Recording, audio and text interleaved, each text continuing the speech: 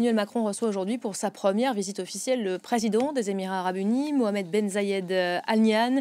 Il est arrivé hier à Paris. Il sera reçu à l'Élysée dans un premier temps pour déjeuner avec le chef de l'État français. Il sera question là aussi de signer plusieurs accords, notamment dans le secteur de l'énergie. Armel Charrier, bonjour. On décrypte ensemble cette visite d'État. Elle est prévue comme un moment galvanisant d'une relation très importante entre les deux pays. De quoi s'agit-il exactement? Alors déjà, il s'agit d'avoir une relation rapprochée avec les Émirats arabes unis parce que maintenant, il y a des dossiers un peu plus conflictuels qui ont été un peu plus apaisés. On pense par exemple au dossier sur la Libye ou aux tensions qu'il pouvait y avoir sur les différentes luttes entre les uns et les autres, quand parfois il faut appuyer ou quand il faut au contraire dénoncer les frères musulmans, la Turquie, ça peut avoir un jeu assez important. Ensuite, il y a effectivement la guerre en Ukraine qui a été déclenchée.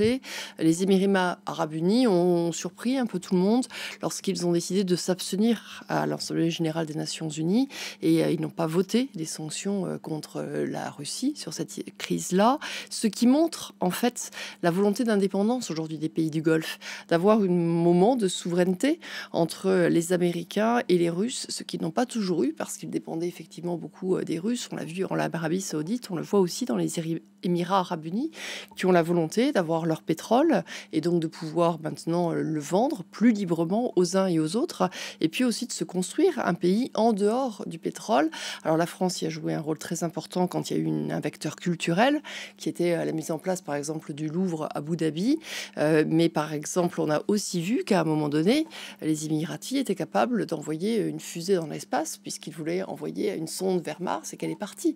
Donc il y a aujourd'hui en fait une capacité, j'allais dire industrielle, de recherche et d'indépendance particulière dans les pays du Golfe et particulièrement les Émiratis. Et vous parlez des hydrocarbures il y a quelques instants. Évidemment, au cœur de ce déplacement et de cette rencontre, il y aura la question énergétique. Qu'est-ce qu'on peut attendre aujourd'hui à ce niveau-là?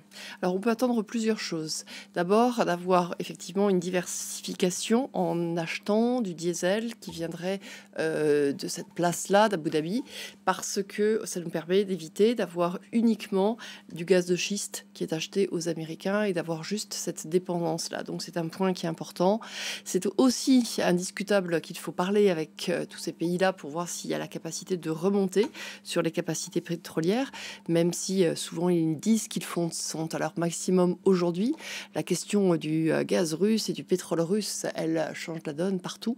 Et derrière, c'est vrai que on voit clairement que MBZ a envie de jouer une autre carte, qui est de dire, vous savez, à côté du pétrole, à côté de tous les fossiles anciens, les énergies fossiles, on peut jouer du renouvelable.